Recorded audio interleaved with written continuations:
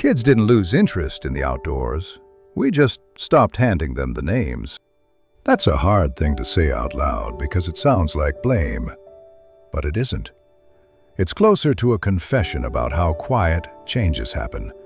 How something can slip away without a fight, without a meeting, without anyone even noticing it's gone until a whole generation has grown up and can't quite describe what they're standing beside.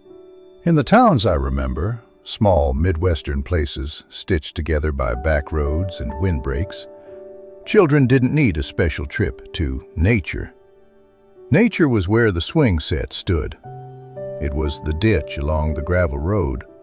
It was the fence line behind the garage, the patch of shade where the grass didn't grow well, the half-wild corner of the yard where somebody had once piled brush and never quite cleaned it up. And in those places, there was a kind of knowledge that moved the way heat moves in summer. Slowly, steadily. Not written down most of the time, not announced, just passed along in sentences so ordinary they didn't seem like lessons at all. Those you can eat. Those'll make your belly hurt.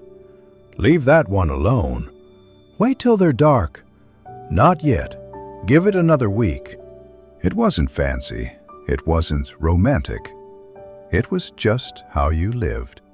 I can still see it, the way my mind saves things. A boy in cuffed jeans, shirt too thin for the morning chill, standing under a tree that wasn't planted in any proper row.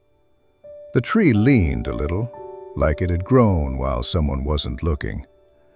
And an older hand, father, uncle, neighbor, doesn't matter which, reaching up and twisting a fruit loose with a motion practiced enough to look careless. Not yanking, not tearing. A little turn and a little lift, like you were asking permission. Then the fruit came down warm from the sun, and there was a pause before biting into it, the way you pause before you step into cold water. Not fear, just respect for what you're about to taste. Sometimes the fruit was perfect. Sometimes it was mealy or sour or worm-touched, and the grown-up would spit the bad part into the grass and shrug like it was nothing. That happens, they'd say, and in that shrug, the child learned something important. That food didn't have to be flawless to be real, and that the backyard wasn't just scenery. It was a place that offered things, if you knew what you were looking at. We talk now in grown-up voices about children being disconnected. We say they're inside too much, staring at this or that. We say they aren't curious anymore. But I've watched children. I've watched them crouch in the same way we did, leaning close to a patch of clover to see the honeybee working. I've watched them pick up a smooth stone like it's treasure. I've watched them ask 100 questions in a row until the adult says, "Not now," and the questions soften and fade. The curiosity is still there. What's missing, more often than we want to admit, is the moment when an older person kneels down and says, "This one is good," and means it. Because the backyard harvest wasn't just about filling your hands. It was about learning what the world was made of. It was about knowing, in your bones, that nourishment could be ordinary and close, quietly waiting in places you walked past every day. In the 1940s and 50s, even into the 60s in many towns, a yard wasn't just grass trimmed short. It had purpose tucked around its edges. A rhubarb clump that came back no matter how hard the winter had been. A grapevine running along a fence. A line of raspberries that scratched your arms and made you curse, and then made you smile when you tasted the berry anyway. There were crab apples some folks pretended not to like, until they needed jelly in October. There were black walnuts that stained your hands and the driveway. There were elderberries, if you had a patch of them, heavy with dark clusters that seemed almost too generous. And there were the volunteers, the plants that no one planted on purpose, Dandelion greens early in spring when the world was still pale and raw. Lamb's quarters growing up where someone had disturbed the soil. Wild onions in the yard, sharp and clean-smelling when you crushed the leaves between your fingers. A child didn't come to these things by accident. Not really. A child came because someone pointed. Someone said, "See that?" Someone said, "Smell it." Someone said, "Try a little, not too much." Someone said, "Don't touch that one." Someone said, "That one's for the birds." It was knowledge made of permission and warning both. A map of what you could trust, drawn in small gestures and half sentences. And what strikes me now is how gentle it all was. Nobody called it foraging. Nobody acted like it was a special skill. It was just part of summer. You'd be out there barefoot, feet tough from gravel and hot sidewalks, and your grandmother might call you over to the back step with a bowl. Not a big bowl, just something chipped on the rim. She'd hold it out and say, "Go see if the raspberries are ready." And you'd go. Not because it was wholesome, not because it built character. You went because you liked being needed. You liked coming back with something that mattered. And you learned, without anyone saying it plainly, that the backyard wasn't empty. Sometimes the lesson came through taste. A tomato still warm from the sun, eaten right there with salt pinched between fingers. A green apple that made your cheeks draw tight, and the grown-up laughed and said, "Told you it wasn't ready." Sometimes it came through a little fear. The warning about poison ivy before you learned the hard way. The caution about mushrooms nobody wanted you fooling with. The way an adult's voice changed when they said certain words and you understood, this is not a game. That voice was part of the inheritance. Not just the knowledge of what was edible, but the knowledge of what deserved respect. And then, without anyone meaning to, we began to misplace it. It didn't happen in 1 year. It didn't happen because one person decided it. It happened the way a path disappears when nobody walks it. In the late 50s and 60s, more yards began to look alike. New neighborhoods went up, and the land was scraped and leveled. The trees were younger, the soil was disturbed. The wild corners got smaller. The fences got straighter. Lawns became a kind of pride. A clean yard meant you were doing well. It meant you were respectable. It meant you were keeping up. And once the idea took hold that weeds were something to be defeated, a whole vocabulary went with them. Plants that had once been noticed became something you sprayed without looking at too closely. I don't say this as a complaint. I understand why it happened. People were busy. They were tired. They wanted a yard that looked cared for, and the world was offering them a new kind of ease. A bottle, a bag, a simple promise.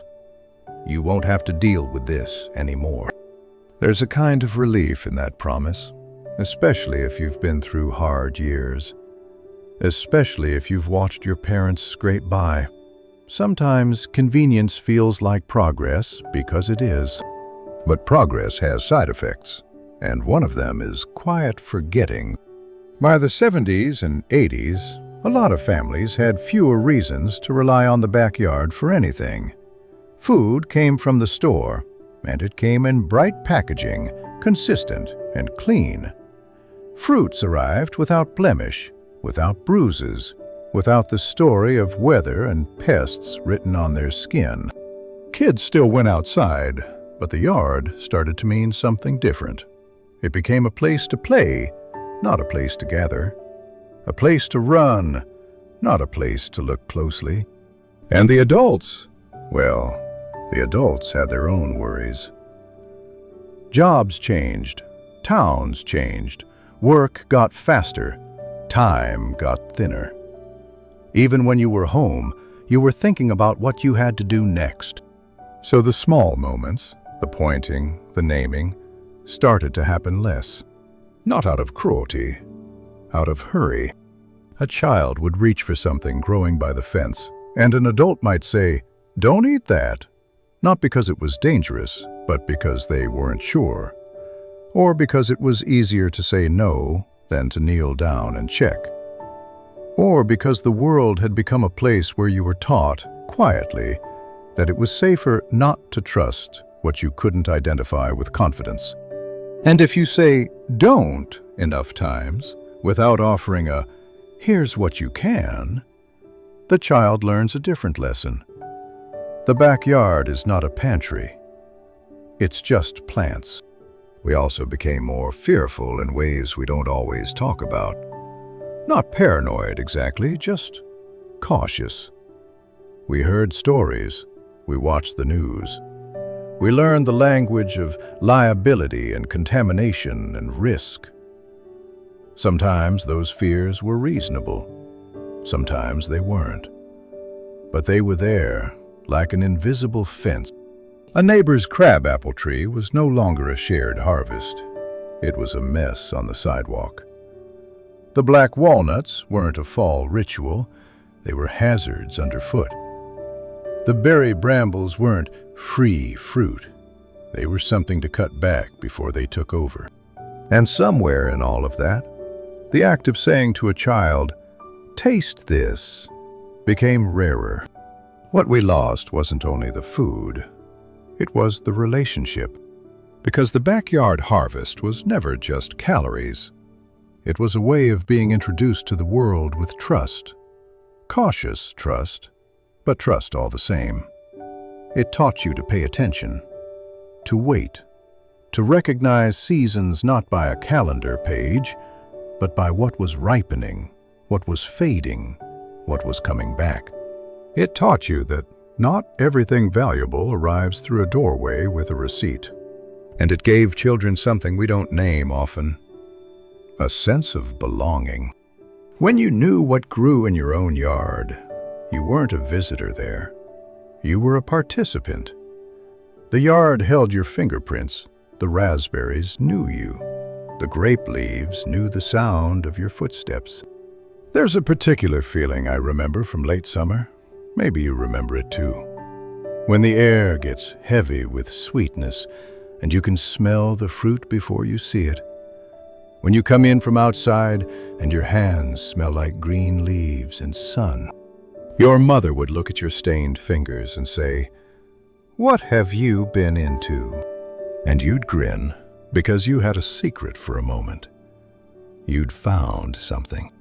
And even if you brought in only a handful, even if the fruit was half spoiled or the bowl wasn't full, the house would accept it. The kitchen would make room for it. It would become part of the day. There was a dignity in that, a child's dignity. Now, when I look at many yards, I don't see emptiness exactly. I see silence. Not literal silence. The suburbs are full of lawnmowers and sprinklers and distant traffic. I mean a silence of meaning. A yard that has been turned into background. A yard that asks nothing of us except maintenance. And children sense that. They're smart. If the adults treat the yard like a chore, the child learns it's a chore. If the adults treat it like a space you tolerate until you can get back inside, the child learns it's a space you tolerate. But when an adult treats the yard like a place that holds gifts, small, seasonal, imperfect gifts, the child leans in. I've seen it happen even now, even in this modern time. A child's face changes when they realize something is not just pretty, but useful. Not just alive, but offering. It's the difference between walking past a plant and being introduced to it. We used to do a lot of introducing. And when we stopped, the knowledge didn't vanish the way a building collapses. It vanished the way a song disappears when nobody sings it for a while. I think of the phrases that used to float around. Don't pick the first ones. Leave some. Those are sweeter after frost. That's a choke cherry. That's a service berry. That's wild plum. Those words weren't just labels. They were keys. And keys, once lost, don't shatter. They just sit at the bottom of a drawer somewhere under old receipts and loose buttons until someone finds them and can't remember what door they open. If you ask most children today what's edible in their own backyard, they might name what they've seen in a grocery store. Apples, maybe. Strawberries, maybe, if someone grows them. But the half-wild things, the ones that used to be part of our everyday, often go unnamed. And when a thing has no name, it becomes easy to ignore, easy to mow down, easy to call just a weed, easy to fear. It's not that kids don't care. It's that we stopped giving them the language of care. And I don't say we to scold anybody. I say we because this was shared and gradual and human. It happened in households where people loved their children. It happened in good towns and hard towns. It happened because the world sped up, and because the definition of a good life shifted, and because what was once necessary became optional. That's the strange thing about inheritance.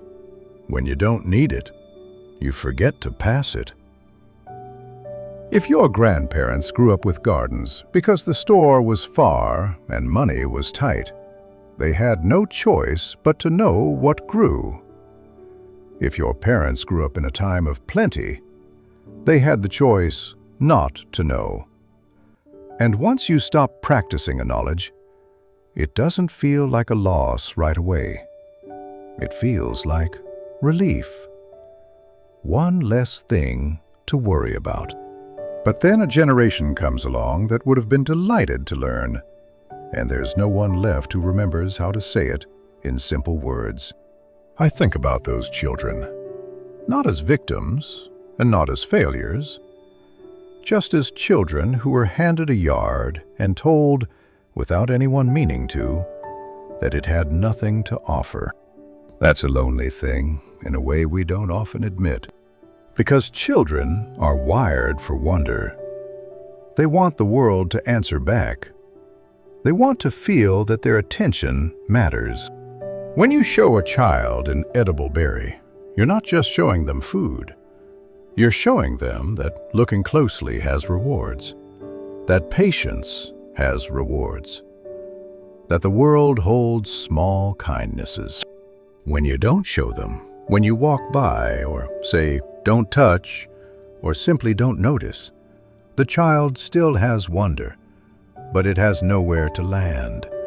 So it turns inward, or it goes elsewhere, not because the child is broken, but because wonder needs a place to rest. Sometimes I think about an old neighbor we had, a man who didn't talk much. He'd been through the war, and he carried that quietness the way some men carry a limp. Never mentioned, always there. But every summer he would take the neighborhood kids down the alley behind the houses, where a mulberry tree grew wild. The berries would stain your fingers purple, and your shirt if you weren't careful. And he'd stand there, hands in his pockets, saying almost nothing, just letting the kids climb and eat and laugh. Once in a while he'd call out, "Don't break the branches," or "Pick the dark ones." That was it. That was the whole teaching, but it stayed with me. The sense that the world was full of things like that, waiting, and that grown-ups could be quiet and still pass down something important. A mulberry tree in an alley. Think about that.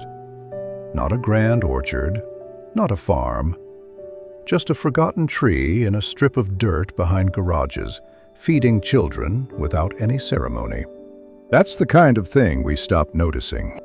And when you stop noticing those gifts, you stop belonging to the place in the same way.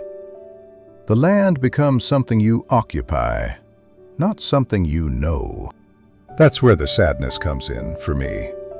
Not dramatic sadness, not the kind you can fix with a speech, just a low, steady sadness, like realizing you've been pronouncing a familiar name wrong for years. Because I don't think we meant to lose it. I think we got busy. I think we got cautious. I think we trusted stores and schedules more than seasons. I think we traded messy abundance for tidy predictability. And in many ways, those trades made life easier. But the cost was a kind of quiet intimacy. It used to be normal for an older person to take a child's hand, walk them to a plant and say, "This is what it is." And that sentence did more than identify. It connected. Now, so often, an adult walks past a plant and doesn't say anything at all. Not out of indifference, but out of unfamiliarity. They don't know the name either. They can't pass down what they never received. So the chain breaks, not with anger, but with silence. And still, this is the part that keeps me from despair, the world hasn't stopped offering. The same stubborn plants still grow at the edges of things. The same fruit trees still volunteer where old homesteads used to stand. The same weeds still push up through cracks, green and unapologetic. The knowledge didn't disappear. It simply wasn't passed down, which means it can be passed down again, but not in the way we like to imagine. Not as a grand revival, not as a trend, not as something bought and packaged.